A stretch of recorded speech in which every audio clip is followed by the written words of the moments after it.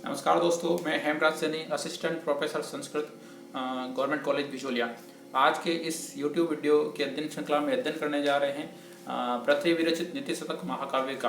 और जिसके पूर्व वीडियो में विद्वानों की प्रशंसा को लेकर जो कुछ श्लोक थे उनके बारे में अध्ययन और विवेचन किया गया था।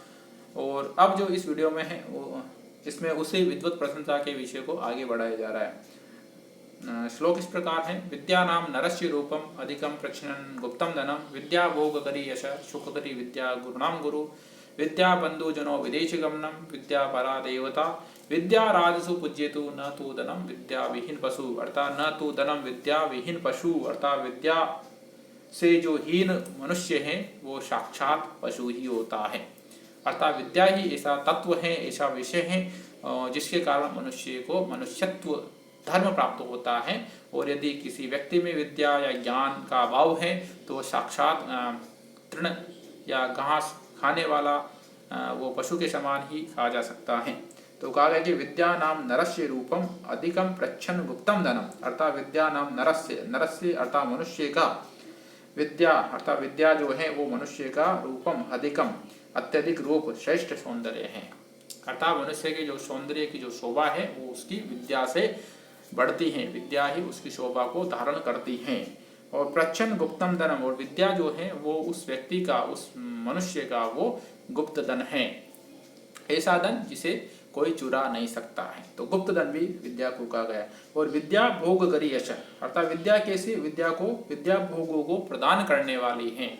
विद्या विषयों को भोग करने का एक साधन है, उन साधन के लिए भी विद्या का होना अत्यंत आवश्यक होता है। तो विद्या भोग को प्रदान करने वाली है, यश और यश को प्रदान करने वाली है, सुख करी और सुख प्रदान करने वाली है। विद्या गुरुनाम गुरु और विद्या को गुरु का भी गुरु कहा गया है, अर्थात श्रेष्ठ गुरु कहा जा सकता है। विद्या बंधु जनों विदेश गमने अर्थात बंधु जनों अर्थात बंधु बांधवों के विदेश जाने पर, विदेश गमन अर्थात विदेश गमन में विद्या ही किसी व्यक्ति के बंधु के समान कही गई है, वो उसकी सहायक होती है, बंधुजन की तरह सहायक होते हैं। विद्या परम देवता और विद्या उत्तम देवता कही गई है, अर्थात विद्या देवताओं की भी देवता है, उत्तम देवता है। और विद्या राजसु पूज्यते विद्या राजाओं में पूजी जाती है, अर्थात जो व्यक्ति विद्वान होता है वही राजा या दरबार में वो उसकी पूजा होती है। और न ही धनम विद्या विहीन पशु, इसीलिए धन नहीं पूजा जाता, अर्थात विद्या से जो हीन होता है मनुष्य साक्षात पशु ही होता है।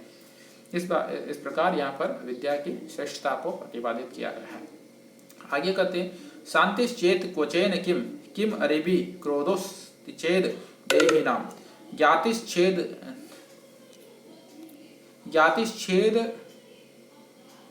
लेन किम यदि सूरिद दिव्यो औषधै किम फलम किम स पै यदि दुर्जना किमु तनै विद्या अनवद्या यदि विरुड़ा चेत किमो भूषण सुकविता यद्यस्ति राज्येन किम।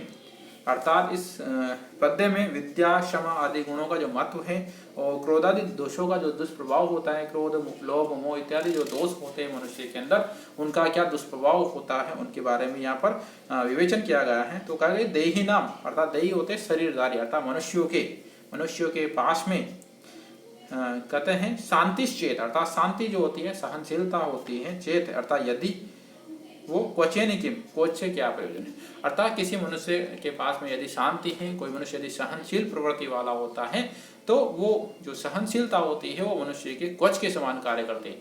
तो किसी प्रकार की कवच की आवश्यकता नहीं होती है। जिस मनुष्य के पास में सहनशीलता होती है वो बड़े बड़े युद्धों को जीत सकता है, अर्थात बड़े बड़े युद्ध को शांत कर सकता है, युद्ध की प्रवृत्ति को रोक सकता है या आगामी युद्ध की जो संभावनाएं होती है उन्हें रोक सकता है। तो कवच के समान यहाँ पर सहनशीलता को कहा गया है। और किम अरेबी क्रोध भी, और किसी व्यक्ति के यदि कोई व्यक्ति यदि क्रोध प्रवृत्ति वाला है तो फिर शत्रुओं की आवश्यकता नहीं होती। जो क्रोध होता है वो मनुष्य को साक्षात अंदर ही अंदर उसे नष्ट कर देता है। तो किसी प्रकार के शत्रुओं की वहाँ पर आवश्यकता नहीं होती। तो शत्रुओं की क्या आवश्यकता है। और ज्ञातिश्चेद नेल किम यदि, और यदि ज्ञाति यदि भाई बंधु है तो अनलेन किम, तो फिर आग की क्या आवश्यकता होती है। अर्थात यदि बंधुजन है तो फिर आग से कुछ भी प्रयोजन नहीं होता है, क्योंकि जो बंधुजन होते हैं उनमें साक्षात उनमें प्रत्यक्ष या स्वाभाविक प्रवृत्ति होती है कि वो कभी भी साथ में एक सहयोगात्मक रूप में वो साथ में नहीं रहते। वो निरंतर कहीं ना कहीं एक दूसरे के वो जो दोष होते हैं उन दोषों का प्रसार करते रहते हैं, दोषों को उछालते रहते हैं। और यदि सूर्य दिव्यो सदैव किम फलम, और यदि किसी व्यक्ति के पास में अच्छा मित्र है, सूर्य हैं, तो किन्हें दिव्य वस्तु की किसी प्रकार की आवश्यकता नहीं होती, क्योंकि जो मित्र होता है वो अपनी अच्छी वाणी के माध्यम से, सुरीद वाणी के माध्यम से, मीठी वाणी के माध्यम से वो अपने मित्र के रोगों को दूर कर देता है, विपरीत परिस्थितियों को वो दूर कर देता है। और किम सपई यदि दुर्जना सपई दे, फिर कहते हैं किम सपदई दुर्जना, और यदि किसी मनुष्य के पास में दुष्ट मनुष्य रहता है, दुर्जन मनुष्य होता है, तो दुर्जन मनुष्य के होते हुए किसी प्रकार के सर्पों की आवश्यकता नहीं होती, क्योंकि जो दुर्जन होता है वो निरंतर अहित करने वाला होता है, जैसे कि सर्प अहित करता है, तो दुर्जन को यहाँ पर अहित के समान बताया गया। और किमु तनय विद्या नवद्या यदि, और किसी व्यक्ति के पास में यदि दोष रहित विद्या है, तो वो जो दोष रहित विद्या होती है वो धन से भी बड़ी मानी जाती है, उस समय वहाँ पर धन की आवश्यकता नहीं होती है। और वृड़ा चेत किम भूषण है, और यदि किसी मनुष्य के पास में लज्जा है, लज्जा रूपक प्रवृत्ति है, तो किसी प्रकार की वहाँ पर क्या आवश्यकता नहीं होती, वहाँ आभूषणों से किसी प्रकार की आवश्यकता नहीं होती। और सुकविता यदस्ति राज्यन किम, और यदि किसी व्यक्ति के पास में कवित्व शक्ति प्राप्त है, तो फिर राज्य से क्या लेना देना नहीं, क्योंकि अपने आप जो धन का आगमन होता है वो उसकी कवित्व शक्ति से, कविता से वो अपने आप धन का आगमन होता रहता है। आगे कहते हैं कि दाक्षिण्य स्वजने दया परिजने शाट्यम सदा दुर्जने प्रीति साधु जने नयन नयो नृपजने विद्वज्जने चार्ध्वम शौर्यम शत्रुजने क्षमा गुरुजने कांता जने दृष्टता ये चैवम पुरुषा कलासु कुशलास्तेष्वेव लोक स्थिति, अर्थात ए चैवम पुरुषा, अर्थात ये जो कुछ भी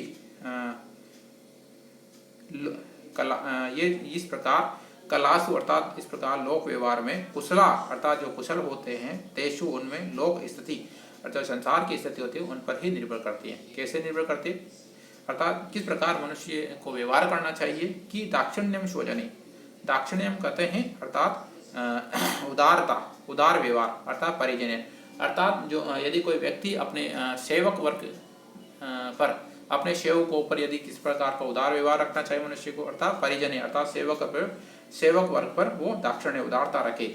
और दया परिजने, परिजने अर्थात दया करना, अर्थात सेवक व्यक्तियों पर दया करना या उनके साथ में अच्छा व्यवहार रखना। तो स्वजने अर्थात बंधुजनों के साथ में उदार व्यवहार, और परिजने अर्थात सेवक वर्ग के प्रति दया भाव रखना। शाट्यम सदा दुर्जने, और दुर्जन व्यक्तियों के साथ में हमेशा दुर्दतापूर्वक व्यवहार करना, छठे शाट्यम समाचरित की प्रवृत्ति रखना। प्रीति साधु जने, और जो सरल सज्जन व्यक्ति होते हैं उन सज्जनों पर प्रेम करना। नयोन नृपजने, और राजाओं के साथ में नीतिपूर्वक व्यवहार करना। विद्वजने च आर्जवम, और विद्वानों के साथ में आर्जवम होते हैं सरलता को, अर्थात सरस व्यवहार करना, नम्र व्यवहार करना। शौर्यम शत्रुजने, अर्थात शत्रु व्यक्तियों के साथ में कैसा व्यवहार करना, सूर्य के पराक्रम के साथ में पराक्रम रूपी वहाँ पर व्यवहार करना। और क्षमा गुरुजने, और गुरुजनों के प्रति क्षमा प्रवृत्ति का होना या गुरुजनों के सामने सहनशीलता अपनाना। और कांता जने दृष्टता, कांता जने कहते हैं अर्थात स्त्री जनों के साथ में दृष्टता अर्थात प्रगल्भता पूर्वक व्यवहार करना। ये इस प्रकार के जो व्यवहारिक गुण होते हैं वो जिस मनुष्य में होते हैं, या जो मनुष्य इस प्रकार के व्यवहारिक कुशल होते हैं, उन्हीं पर ये लोक स्थिति संसार टिका हुआ है। आगे के जो श्लोक हैं दोस्तों वो सत्संगति को लेकर हैं, अर्थात किस प्रकार की संगता मनुष्य को रखनी चाहिए, मनुष्य या जो व्यक्ति होता है वो किस प्रकार अच्छे मित्र रखे, क्योंकि अच्छे मित्र जो होते हैं वो निरंतर लाभदायक होते हैं और वो अनेक प्रकार की विपरीत परिस्थितियों में भी वो हमेशा जो अपने मित्र होता है, मित्र के साथ मित्र ही काम आता है, जैसे कि कहा गया है। तो वो जो मित्र होता है वो निरंतर अपने मित्र की वो किसी भी प्रकार से उसको विपरीत परिस्थितियों में पड़ने नहीं देता है। ये जो प्रवृत्ति होती है वो सत्संगति को लेकर भी यहाँ पर आचार्य भर्तृहरि के द्वारा नीति शतक में कुछ श्लोक यहाँ पर रेखांकित किए गए। और जिसका प्रारंभ इस प्रकार होता है कि जाड्यम द्योहरति सिंचति वाच सत्यम मानोनंतिम दिशति पापमाप करोति चेतः प्रसादिति दिक्षु तनोति कीर्तिम सत्संगति कतहे किम न करोति पुंसाम। अर्थात हे दोस्तों, हे मित्रों, सत्संगति किम न करोति, अर्थात सत्संगति क्या उपकार नहीं करती हैं, अर्थात मनुष्य का किस प्रकार भला नहीं करती हैं। ऐसा इस पद्य में सत्संगति के महत्व को लेकर कवि कहते हैं कि जाड्यम द्योवरति, अर्थात जाड्यम अर्थात मूर्खता, द्योवरति, तो सत्संगति के अर्थ कहते हैं तो इस सत्संगति जार्डेम दियो दिए कहते बुद्धि को, अर्थात बुद्धि की जार्डे अर्थात मूर्खता को दूर कर देती है, जड़ता को दूर करती है। और सिंचती वाचे सत्यम, वाची कहते वाणी में, तो वाची वाक शब्द का शब्द में एक वचन में है, तो वाची अर्थात वाणी में सत्यता का संचार करती है। और क्या करते हैं, मानो नंतिम दिशति, और जो मनुष्य की जो कीर्ति है उसको 10 दिशाओं में उसे प्रसारित करती हैं, उसके सम्मान को बढ़ाती है, उसे उन्नति करने वाली होती है। और पापम अपाप करोति, और जो मनुष्य के अंदर जो छुपा हुआ जो पाप है उन पापों को दूर करती है, बुराइयों को दूर करती है। चेतः प्रसादयति दिक्षु, चेतः प्रसादयति अर्थात चेतः अर्थात हृदय को प्रसादयति अर्थात प्रसन्नता प्रदान करती है। और कीर्तिम दिक्षु तनोति, और जो यश होता है उस यश को 10 दिशाओं दिक्षु 10 दिशाओं में फैलाती हैं। इस प्रकार है मनुष्यों, सत्संगति मनुष्यों का किस प्रकार से उपकार नहीं करती, अर्थात वो हर प्रकार से वो एक तरह से अभ्युदय प्रदान करने में सहयोग प्रवृत्ति की भूमिका निभाती है सत्संगति। तो इसीलिए मनुष्य को हमेशा अच्छे मित्रों के साथ में ही व्यवहार करना चाहिए। अगले वाले श्लोक में कहते हैं कवि की, जयंती ते सुकृतिनो रस सिद्धा कवीश्वरा नास्ति एषाम यशः काये जरा मरणजम भयम, अर्थात जिन विद्वानों के पास में इस प्रकार के अच्छे मित्र होते हैं, वो जो व्यक्ति होता है वो वृद्धावस्था और मृत्यु के से उत्पन्न जो भय होता है उस भय से भी वो डरता नहीं है।